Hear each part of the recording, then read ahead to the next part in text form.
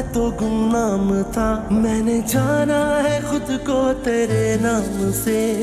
सुन ले तेरी हर खुशी के लिए ये जहां वार दूं मैं तेरे नाम से। हाँ मैं नहीं है किसी से मतलब, किसी को भी जानते नहीं है। फना जो होना पड़ा भी तुझ में है, तुमसे वादा ना होगा चर्चा किसी जुबां पे, यूं ऐसे कोई फना ना होगा।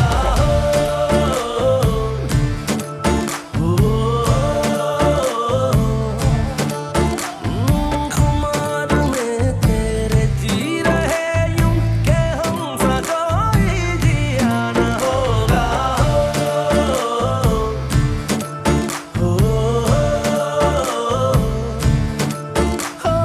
नहीं तमन्ना के जान लो तुम, हम जानते हैं यही बहुत है। ये इश्क हरगिज़ आया ना होगा। वज़ाहतों में वफ़ा में तेरी जो मिट गए तो फिर हमसा कोई मिटाना होगा।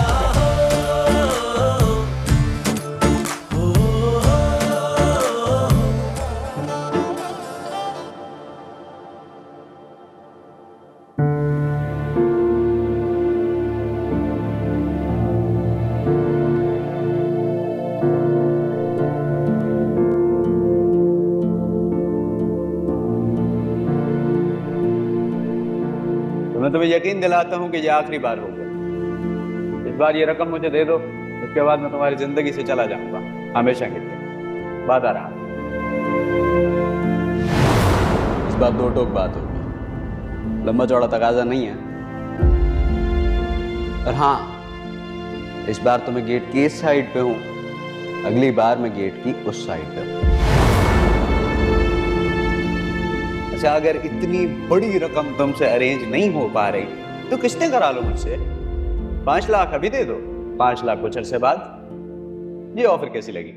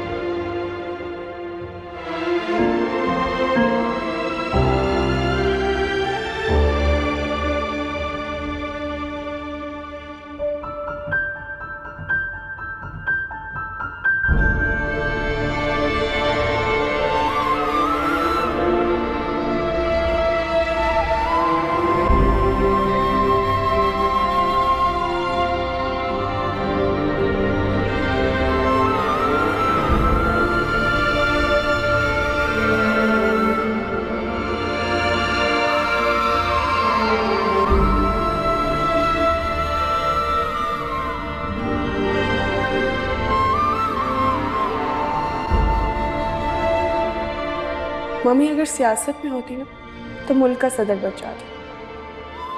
ऑपोजिशन को दीवार के साथ किस तरह से लगाते मम्मी को बहुत अच्छे से आता है। अब जाकर फाइज के पहलू में बैठ जाना। मेहमान खाना खा लें तो चाय भी सर्व करनी है।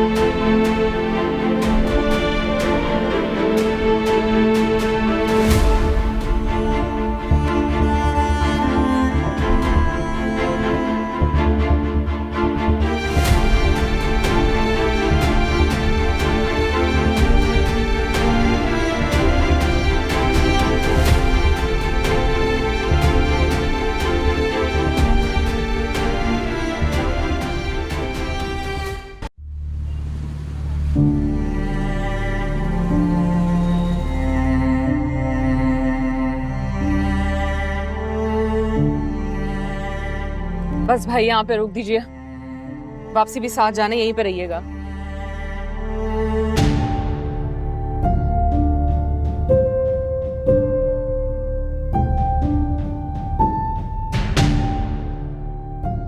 हवाएं भी शायद तुमसे मोहब्बत करती हैं।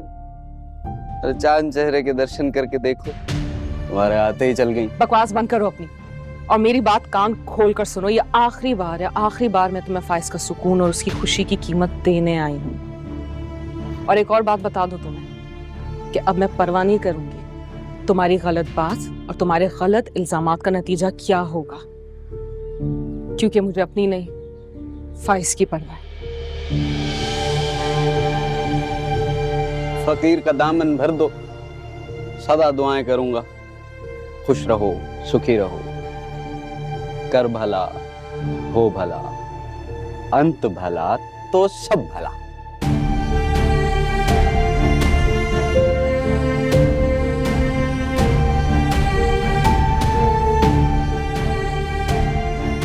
पूरे 5 लाख है, और इसके बाद तुम्हें देने के लिए मेरे पास कुछ नहीं। 5? हमारी बात तो 10 में तय हुई थी। खुदा का खौफ करो तुम, और जान छोड़ दो मेरी। मैं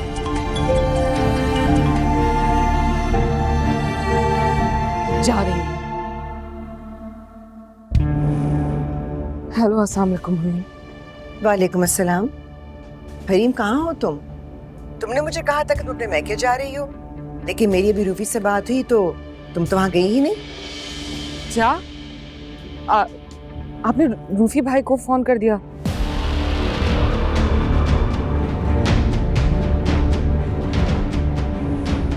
मैं तो बस रास्ते में हूँ, बस जा ही रही हूँ। तो रास्ते में कहीं रुक गई हो किसी और से मिलने? नहीं, एक वो दोस्त की तरफ आ गई थी, मैं बस पहुंचने वाली हूँ घर। 2 ड्राइवर हैं घर में, फिर भी तुम कैब लेकर चली गई। पर आई गेस तुम्हें शुरू से आदत है ना कैब्स में आने जाने की, तो it's okay, I don't mind.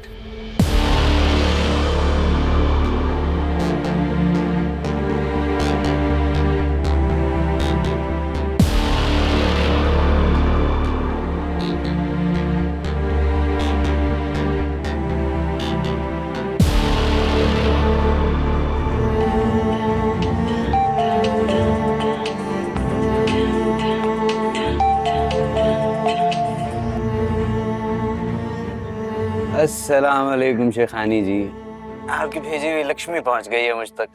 बहुत शुक्रिया। जोग आखिर कितना खून पी सकती है नासिर? दीमक किस हद तक फैल सकती है? मैदा भी अपनी गुंजाइश से ज्यादा भर जाए तो कभी कभार फट पड़ता है।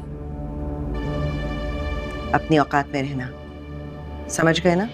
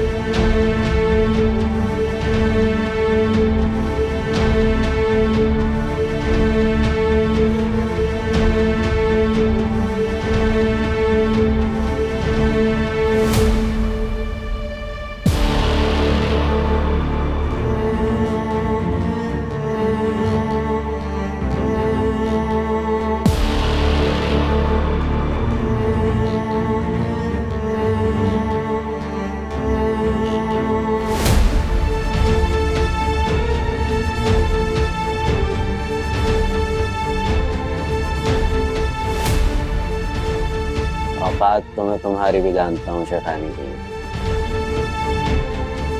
झोंक नहीं हूँ, ड्रैक्युला हूँ, सब ठीक। नासिर कहते हैं मुझे।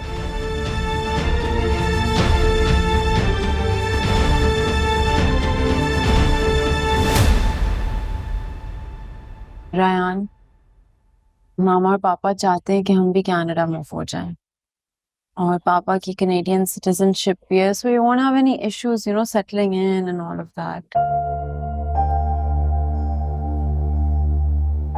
मैंने डैडी से तरीके से बात तो की है। ऑब्वियसली जब तक वो मुझे मेरा हिस्सा नहीं देते, I can't just get up and leave for Canada. एक दफा मेरे सारे एसेट्स मेरे पास ट्रांसफर हो जाए, then we can move to Canada. And I feel like मैं ये डिस्क्लोज भी मम्मी डैडी को तभी करूंगा कि हम कनाडा मूव हो रहे हैं। बहुत अच्छा फैसला है बेटा, और जब तक प्रोसेस फाइनलाइज नहीं होता किसी को ना बताओ। दीवारों के भी कान होते हैं। मुझे लगता है आपके डैड तो अप्रिशिएट करेंगे, बिजनेसमैन है ना। बस आपकी मॉम जो है वो कहकशां का कसूर नहीं है, उनको आदत है हुकूमत करने की, चाहे औलाद पे चाहे अपने नौकरों के फौज पे। किसी और को इख्तियार का इख्तियार देना गवारा नहीं करेंगी। Mama, get to the point now. अच्छा रयान, it's final, हम कनाडा मूव हो रहे हैं। And I think कि you should do this कि जब तक मामा और पापा सारा इधर फाइनलाइज करते हैं, सब चीज़ें पैकअप करते हैं, सॉर्ट आउट करते हैं, तो आप अपनी फैमिली से सारे प्रॉपर्टी के मामला फिगर आउट कर लो,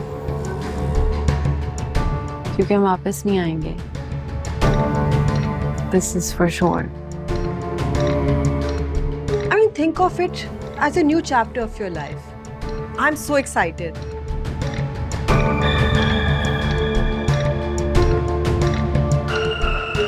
क्या बकवास है फाइज ये। भाई क्यों इंटरफेयर करते हो हमारे बिजनेस में तुम? हैं? याद रखना, अगर तुम इसी तरह चलते रहे ना तो ना मैं तुम्हें अपने बिजनेस में पार्टनर करूंगा और ना ही अपने जायदाद का हिस्सा बनाऊंगा। कुछ तो शर्म करो, अपने भाई की तरफ देखो। रायान भी तो है, क्या जबरदस्त बिजनेस संभाला है उसने। क्या समझता है वो बिजनेस की नजाकतों को और खयानतों को। क्या सुन रही हैं आप? अपने लाडले की जबान। ये हमें चोर उचक्का समझता है, करप्ट है हम लोग। शर्म करो मियां, इन ख्यालात के साथ तुम इस दुनिया में जिंदगी नहीं गुजार सकते। दुनिया को दुनिया के हवाले से जवाब देना पड़ता है। माफ कीजिएगा डैडी, ना मुझे ऐसी दुनिया में कोई इंटरेस्ट है और ना ऐसे बिजनेस में। ये करप्शन, धोखेबाजी और झूठ की दुनिया और बिजनेस दोनों आपको मुबारक हो।